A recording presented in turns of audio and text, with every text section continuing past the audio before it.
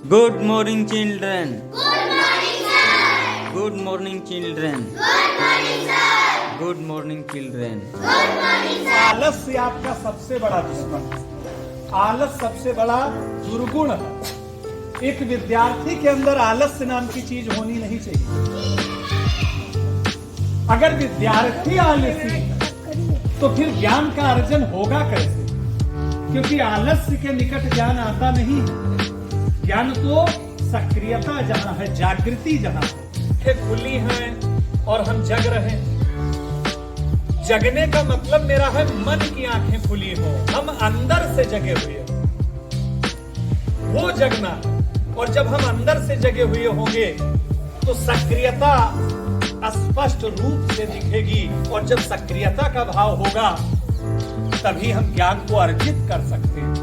क्योंकि बिना ज्ञान के तो न मुक्ति संभव है, और न आप अपने लक्ष्य को ही पाएंगे, और न जीवन के वास्तविक स्वरूप को पहचान पाएंगे कि आखिर जीवन है क्या। पर क्वेश्चन आंसर की बातें चलती थी।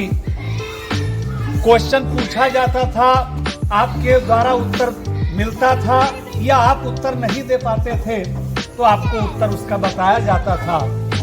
उस क्रम में आज का दिन ट्यूसडे, मंगलवार,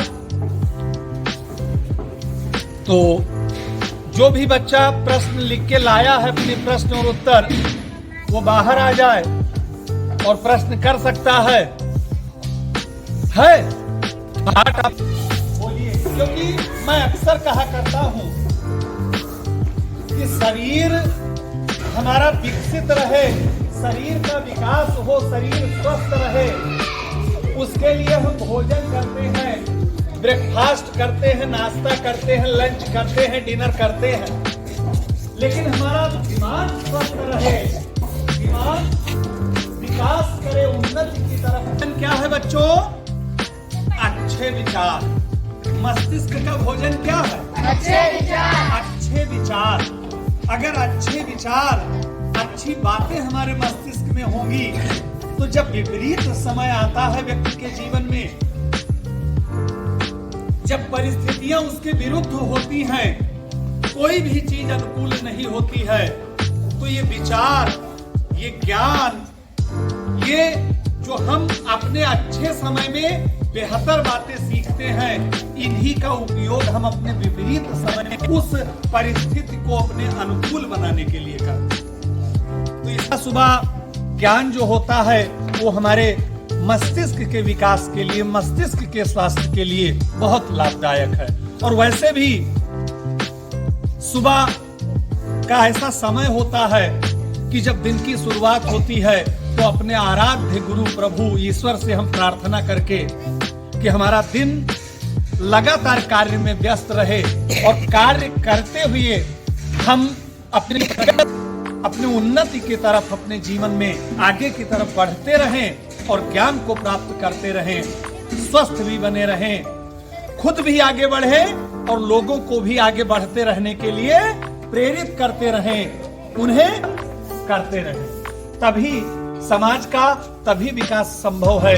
परिवार हो, चाहे समाज हो, चाहे राष्ट्र हो। जब हमारे अंदर यह भाव होगा कि हम स्वयं बढ़ें और हमारे आसपास के जो कमजोर लोग हैं वो भी आगे बढ़ें, उनको आगे बढ़ाने के लिए जो भी मदद हो सके हमसे, हम वो करेंगे।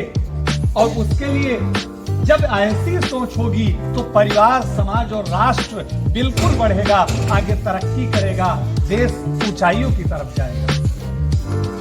बच्चों, आपकी शक्ति, आपकी ताकत, इसको मामूली मत समझना। आप वो ताकत हो देश को कि अगर आप बन जाओ तो देश आगे जा सकता है, बहुत आगे। और आप ही अगर बिगड़ जाओ, ये पीढ़ियां बिगड़ जाएं, तो राष्ट्र जहां है वहां से भी बहुत पीछे चला जाएगा। आप राष्ट्र का भविष्य हो। इसीलिए सरकारें, आपके गुरुजन, विद्यालय, परिवार, ये सारी व्यवस्थाएं आप, क्योंकि आपका निर्माण ही राष्ट्र का निर्माण है। आप बिगड़ गए तो राष्ट्र बिगड़ गया, समय बिगड़। और फिर जब बच्चे बिगड़े हों, पीढ़ियां बिगड़ी हों, तो राष्ट्र तो स्वतः, आखिर जो भारत शब्द की अवधारणा है, देश शब्द की अवधारणा है, देश का मतलब क्या है? भारत देश क्या है? देश का मतलब देश कोई व्यक्ति नहीं है।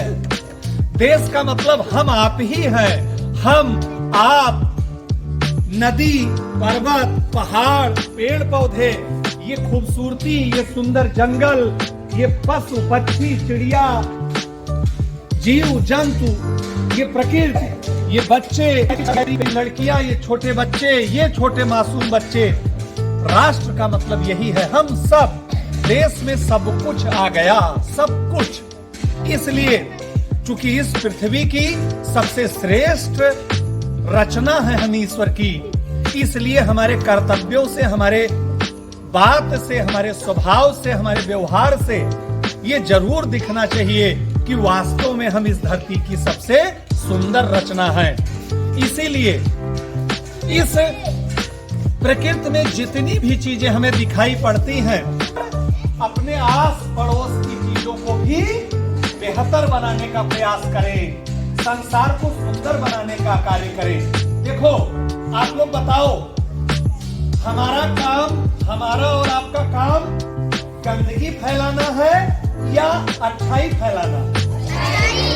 बदबू फैलाना है या सुगंध फैलाना है? तो अगर सुगंध फैलाना है, अच्छाई फैलाना है, तो उसके लिए पहले खुद को अच्छा बनाना पड़ेगा। जब हम खुद अच्छे होंगे तभी हम दूसरों को अच्छा बना सकते हैं, उनको अच्छा बता सकते हैं। जब हम चीजों को पसंद करेंगे, साफ सफाई पसंद करेंगे, तभी हम खुद भी साफ सुथरा रह सकते हैं, अपने परिवार को साफ सुथरा रह सकते हैं। जब परिवार साफ सुथरा है, हम साफ सुथरे हैं, तभी हम अपने सामने वाले को या बगल वाले को बता सकते हैं कि आप भी साफ सफाई रखिए, क्योंकि ये आपका भी कर्तव्य है। और देखी देखा तो लोग सब कुछ करते हैं ना भाई। जब आप अच्छा करोगे तो बगल वाला देख के अच्छा करेगा, वो कंपटीशन करेगा आपसे। तो ये सारी चीजें हैं। तो आज का पाठ क्या है? शुद्ध। सबसे बड़ी बात निहित है इसमें, सब कुछ कह दिया इतनी सी बात। कर्म ही पूजा है, यानी अगर हम अपना कर्म, अपना कर्तव्य ईमानदारी से निभाते हैं तो ईश्वर की इससे बड़ी पूजा कुछ नहीं है। आप मंदिर ना जाएं, आप अगरबत्ती ना लगाएं, आप आरती ना उतारें ईश्वर की, आप हनुमान चालीसा ना पढ़ें, लेकिन आप अपने कर्तव्यों का निर्वहन ईमानदारी से करें। विद्यार्थी के रूप में आपके जो कर्म निश्चित किए गए हैं, इन कर्मों को अगर आप लगन, मेहनत, मन और दिल से इस काम को करते हैं तो ईश्वर की इससे बड़ी सच्ची पूजा और कुछ नहीं है। आपका काम ही सबसे बड़ी पूजा है। आपके कर्म से आपको जो कहा गया है, आप जिस उद्देश्य से, जिस कार्य के लिए विद्यालय आए हैं, अगर इसे ईमानदारी और लगन के साथ करते हैं तो इससे बड़ी पूजा ईश्वर की और कुछ नहीं है। उसके अलावा अगर आप ईश्वर की प्रार्थना सुबह करते हैं, अगरबत्ती लगाते हैं, उसकी उपासना करके आते हैं, तो ये तो और अच्छी बात है।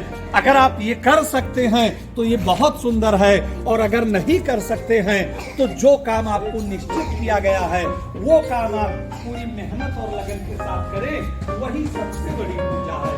सब कुछ है, समझ लीजिए ईश्वर आपसे खुश हो गया।